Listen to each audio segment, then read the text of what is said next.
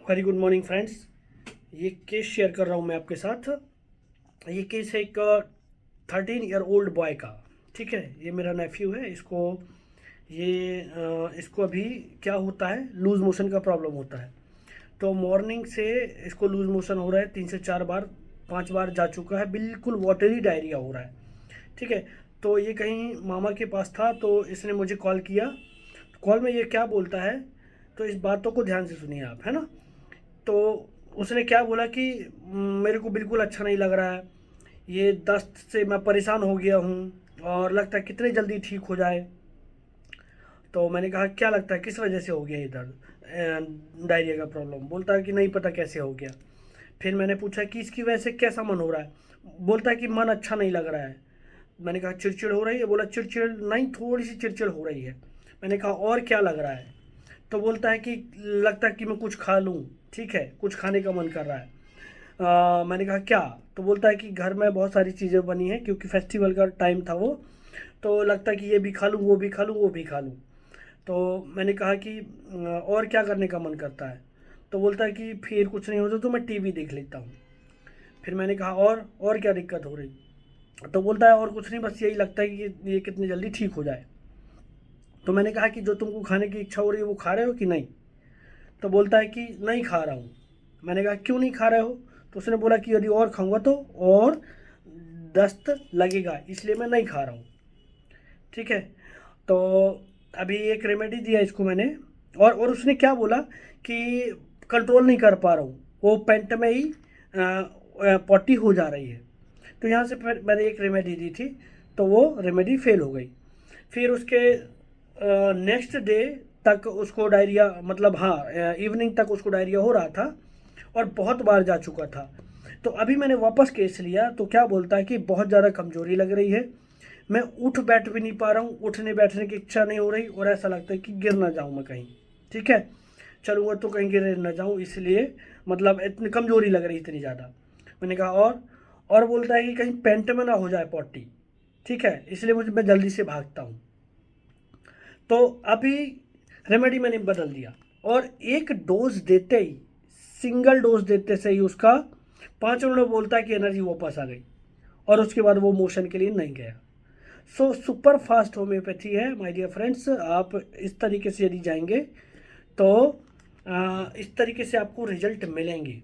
ठीक है, तो अभी हम इस केस को समझते हैं। तो सबसे पहले ये बोलता है कि मेरे को बिल्कुल अच्छा नहीं लग रहा है, कितनी जल्दी ये ठीक हो जाए। ठीक है, तो ये carried desire to be carried fast था उसका, कि बहुत जल्दी से जल्दी इस प्रॉब्लम से मेरे को निजात मिल जाए, राहत मिल जाए। ठीक है, दूसरा मैं परेशान हो गया हूँ इस प्रॉब्लम से। तो ये 4 5 10 में ही परेशान हो गया, तो delusion persecuted he is persecuted. ठीक है, एक तीसरा रूब्रिक है, उसको ये खाने की इच्छा हो रही है, वो करने की इच्छा हो रही है, ये भी खा लूँ वो भी खा लूँ, है ना। तो ये क्या कहलाता है, डिजायर्स फुल ऑफ डिजायर्स। इसको ये भी करने की इच्छा होती है, वो भी करने की इच्छा होती है, ये भी खा लूँ वो भी खा लूँ। ठीक है, और एक, लेकिन वो खा नहीं रहा है, ये बहुत इंटरेस्टिंग है। तो ये बंदा क्या हो गया, केयरफुल हो गया है कि यदि मैं और खाऊंगा तो और दस्त लाएंगे, मतलब और इंजुरी होगी उसको। ठीक है, तो ये केयरफुल हो गया, और क्योंकि केयरफुल हो गया है क्योंकि उसको और इंजुरी होने का खतरा फील हो रहा है, तो फियर इंजर्ड ऑफ बीइंग। ठीक है, तो अब हमने क्या क्या रूब्रिक लिया, और एक और रूब्रिक जो मैंने पहले लिया था। तो एक्चुअली होता क्या है, हमने लिया था पहले तो उसने यही बोला था कि पेंटामोपॉटी हो जा रही है, कंट्रोल नहीं हो रहा। तो control, self control losing rubric लिया था। ठीक है, उसके बाद अभी जो मैंने शाम को कॉल करके बात करी और उस टाइम पे मैंने जो रेमेडी, तब उसकी स्टेट कुछ और थी। तब उसका ये कंट्रोल था कि मैं जैसे ही मुझे अर्ज आती तो मैं तुरंत भागता हूँ कहीं वो पॉटी पेंट में ना हो जाए। ठीक है, तो ये है फियर कंट्रोल लूजिंग, एक रूब्रिक है। तो ये सब सारे रूब्रिक क्लब करते हैं तो आपके पास रेमेडी आती है arsenic. So my dear friend, इसको आर्सेनिक 200 का एक डोज दिया। डोज तो 3 दिए बट एक डोज में ही उसका कंट्रोल हो गया, उसकी वीकनेस वापस आ गई। और फिर उसके बाद 1 2 डोज और मैंने रिपीट किया, फिर उसके बाद उसको मोशन नहीं हुआ। ठीक है, अब उसको चौथे पाँचवें दिन, सेम केस, चौथे पाँचवें दिन उसको थ्रोट में पेन हो रहा है। ठीक है, थोड़ा सा मौसम मौसम गड़बड़ है इसलिए थ्रोट में पेन हो रहा है, और वो बताते बताते रोने लगा।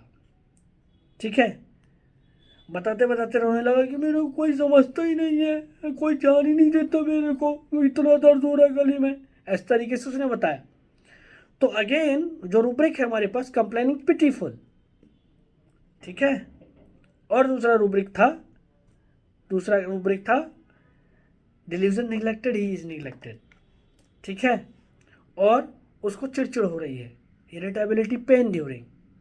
तो ये सब मिला करके मैंने उसको पल्सेटिला दिया, तो पल्सेटिला एक डोज से ही वो सेटल हो गया। तो ये अक्यूट केसेस आपको इस तरीके से मैनेज करने हैं। और माय डियर फ्रेंड्स, बहुत फंटास्टिक रिजल्ट आता है यदि आप इस तरीके से केसेस में एंट्री करेंगे, माइंड के थ्रू जाएंगे और उसके रूब्रिक परफेक्टली आप यदि अप्लाई करते हैं केस में, तो वो केस इस तरीके से सॉल्व होता है कि just 1 dose 2 dose medicine recover the patient, है ना।